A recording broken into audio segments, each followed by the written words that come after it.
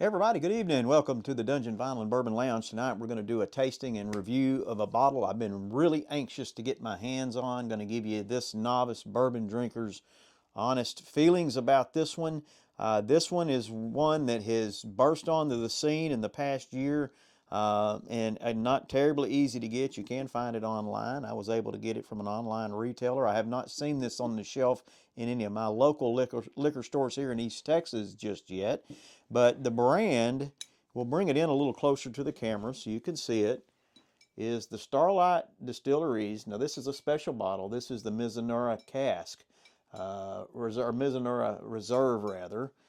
This is a really interesting bottle that's getting a lot of reviews, most recently at the 2025 San Francisco Best in Show in the bourbon category at the spirits competition in San Francisco. I'm probably butchering the name of that event, but it's a very highly regarded spirits event where they grade, and I believe this got 99 out of 100 and was first place in the bourbon category.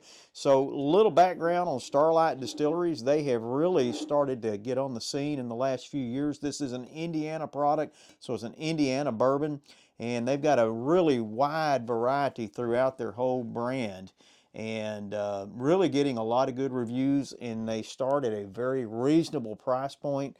Retail on this bottle is about $149, which is about what I paid for it, so it's not terribly cheap but not prohibitively expensive.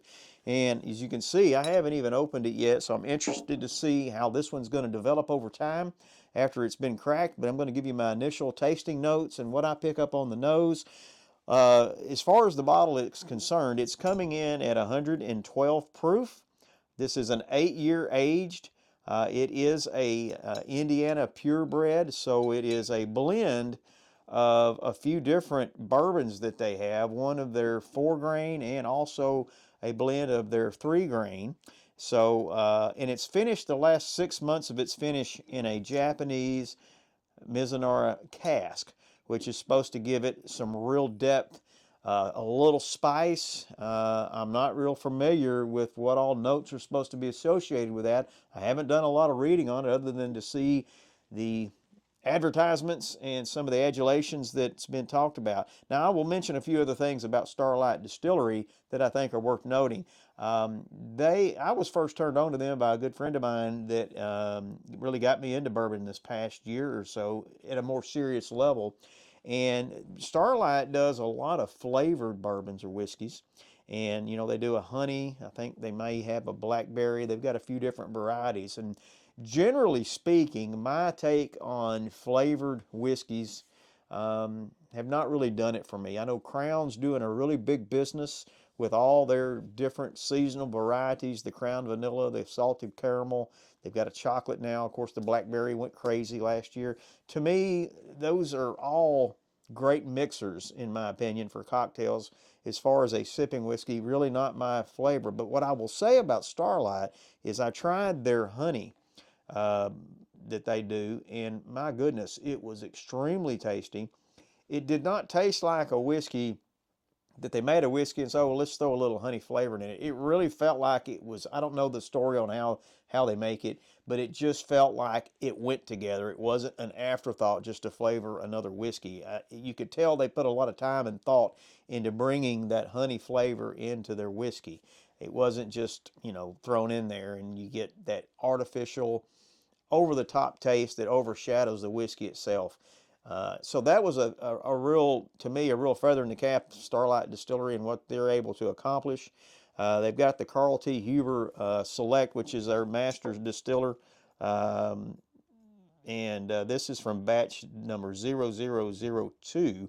So pretty, you know, it's pretty early in the process, I guess is what that means. But let's go ahead and crack it open. Let's give it a shot and let's see what we think about it. It's got a nice wax seal on it. Really pretty bottle. Beautiful color on that. It's got a real cork stopper on it. Let's go ahead and pour it up in our Glencairn.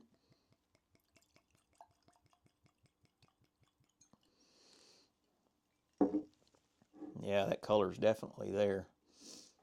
That dark mahogany, definitely can see the aging there in that 8-year age statement that's on that Starlight Distillery. Let's go ahead and grab the nose. This is very early. It hasn't been, you just saw me pour it, so I'm sure if I come back to it 10 or 15 minutes later, I'm going to see something a little different. But anyway, I really like the color. So I'm not getting blown away by alcohol right off the bat. That's good. Yeah, definitely a lot of sweet uh, uh,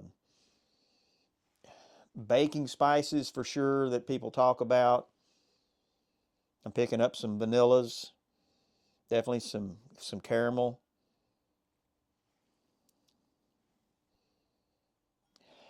And there's a, I won't call it floral, definitely sweet and decadent, but there's almost a that earthiness, but it's not really oak per se.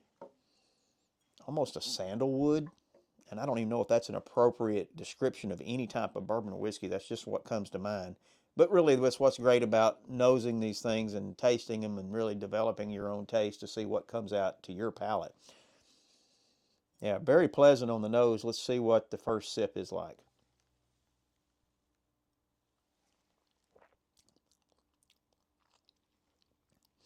That's interesting. Yeah, right off the bat, a lot of sweetness.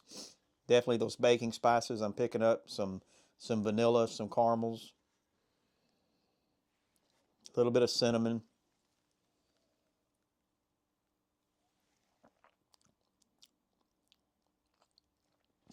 It's got a real earthiness to it, but it's not that funky earthiness that I taste sometimes in a lot of the double oaked and some of those types. This is really pleasant. Um, and I'll tell you, 112 proof to me doesn't drink that strong.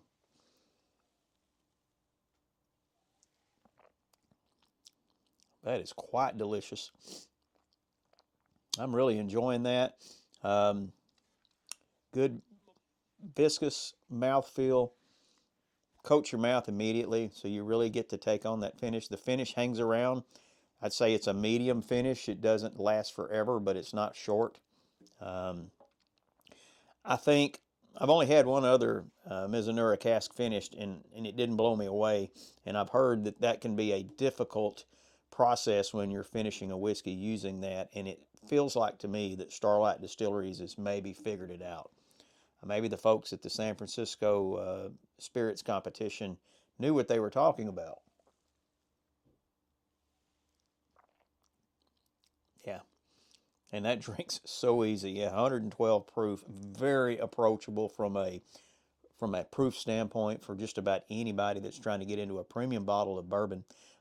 This is definitely not going to blow you away. It's not going to take your breath, at least not for me. I'm really enjoying this. Hope you enjoyed the review of the Starlight Distillery's Mizunara Reserve 8-year, 112 proof. Got this cool little medallion on it too. Drink them if you got them. Smoke them if you got them. And I've got them. Good stuff.